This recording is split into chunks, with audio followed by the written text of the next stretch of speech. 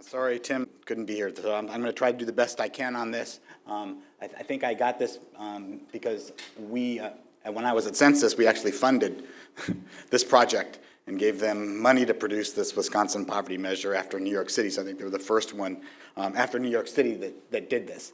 So what I'm going to go through is look through the report and give you the measure, some history and how they did it.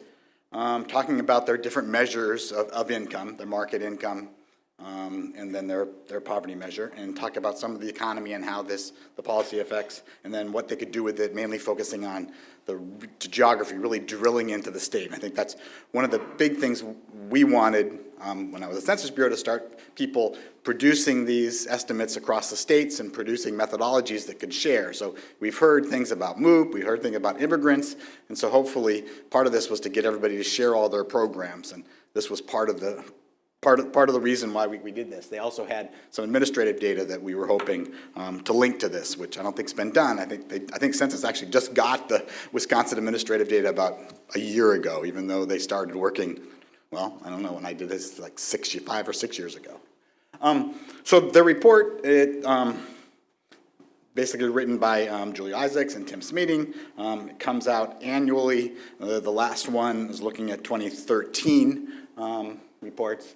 And this is sort of a brief history, sort of puts the thing, some of this stuff I'm going to talk about after the break on my talk, so I'm not going to focus on this, but basically showing that their first report came out in 2010, and then in 2016, they're hoping to come out next month, I think. In fact, if Tim were here, he'd probably slip and say some of the stuff that's in that report, because I think he knows the results, but I don't know them.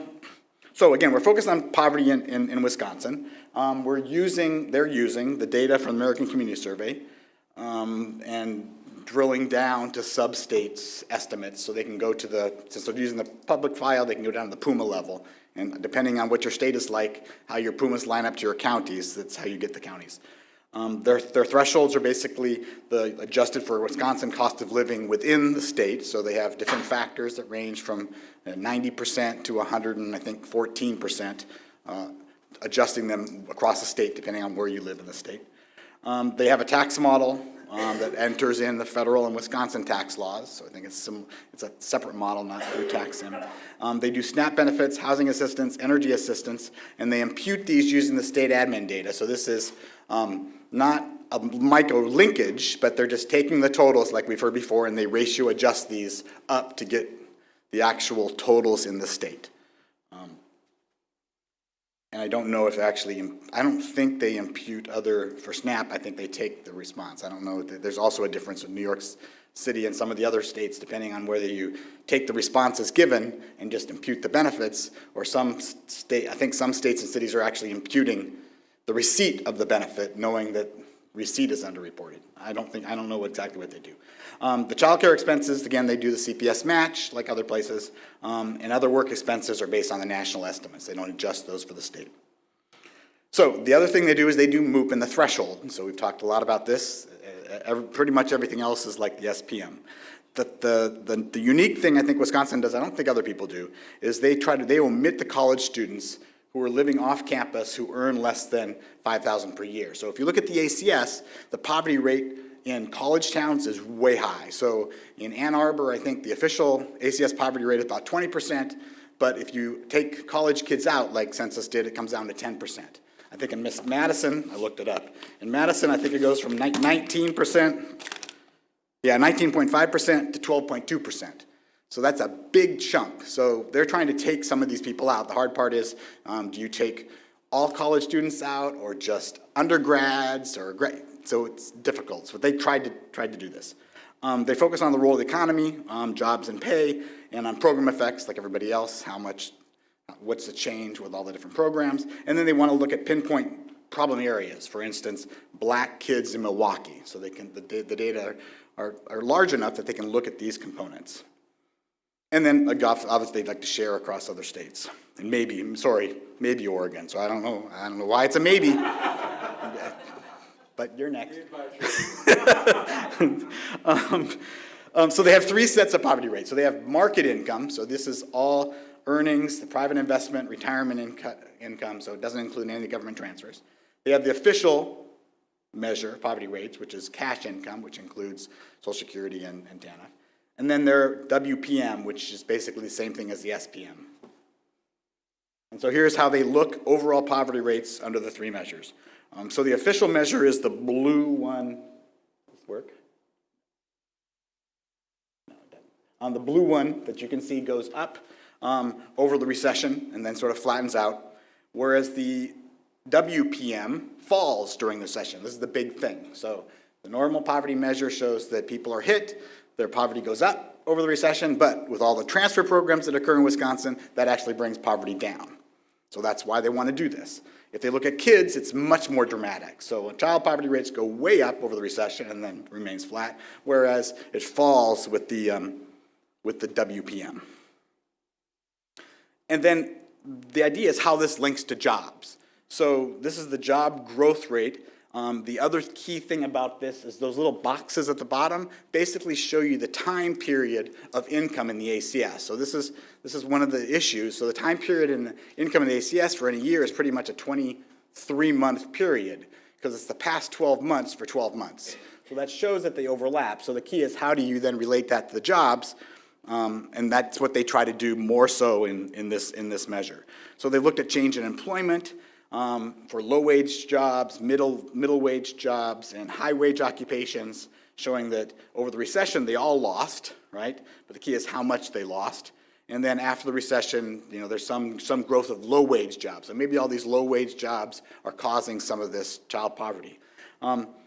They're claiming it's not. It's not good jobs that drove, so all these new good jobs aren't the things that actually drove the child poverty rate down, which would be obvious given the OPM went up and the SPM went down.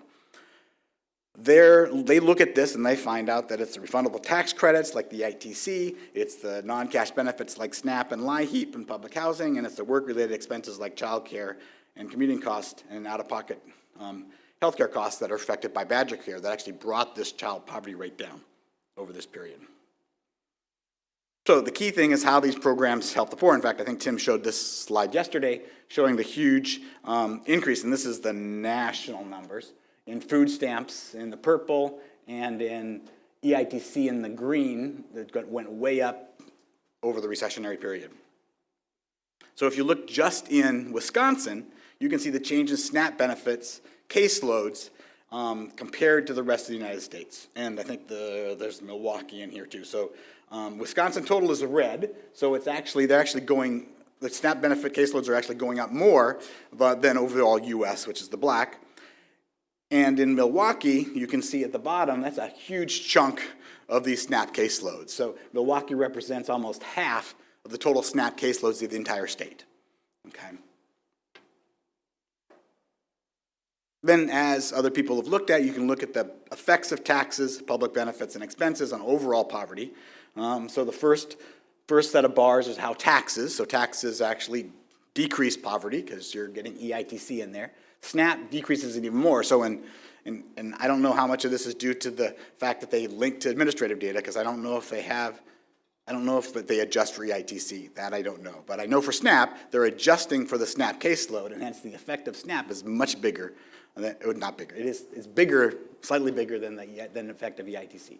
Housing programs also cause poverty to fall. Energy assistance a little bit. And to me, the last two things are pretty interesting. So the work expenses and child care, right, because you're taking those out, actually cause poverty go up if you didn't take them out, right? And then the medical out-of-pocket, taking them out has an increase that causes poverty to go up. However, there's a much bigger impact on the work expenses than on MOOP. And I don't think that's usually the impact on the national SPM. And then if you look at kids, that last impact is even more. So just for child poverty, those work expenses and child care have a bigger effect on poverty than medical out-of-pocket expenditures. It could be because of the Badger Care. It could be a lot of interactions happening with the state. And this is, I think, why it's important to do this the way the state wants to do this so they can capture the stuff that's important to the state.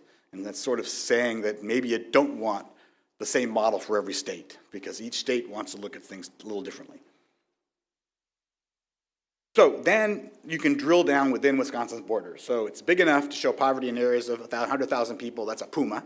And then you can break it down within racial and ethnic breakdowns. It varies across counties within the state. 3 areas with significantly higher poverty rates. These are Dane, Superior, and Milwaukee counties. And I think Milwaukee actually has a number of PUMAs in it, so you can sort of see what happens within the Milwaukee area. And we'll sort of see how that works. Okay, the big thing I want to look at is where are the blacks in Wisconsin and where are the poor blacks and how they can target programs to them. So you have the overall blacks and overall black poverty using the WPM. So there's about 370,000 blacks in Wisconsin, 6.6% of the population. Only 21.7% of all blacks in Wisconsin were in middle class, okay, at least incomes at least twice the poverty line. In 2012, there were 112,000 black poor and 30% of all blacks. And 76% of these blacks live in Milwaukee County. So that's a big chunk of where these people are. So here's the Milwaukee child poverty rates, sort of compared to what the overall ones. And these are, you can tell, these are a lot higher than the overall Wisconsin poverty rates. So the Wisconsin poverty rate is that bottom one. You can see it's flat falling over the recession. In fact, it's continued falling and actually goes up between 2011 and 2012. So where is this poverty among children? And I think it's minority youth. So Milwaukee slide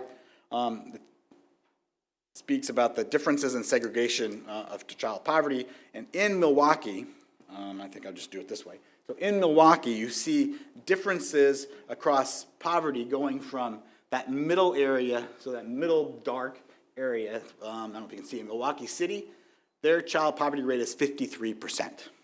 But that big white area above it, the poverty rate in that part, the Northeast, is only 2.3%. So it's a huge segregation. This is the advantage of using the ACS. You can drill down to these little geographic areas to see differences in segregation across poverty.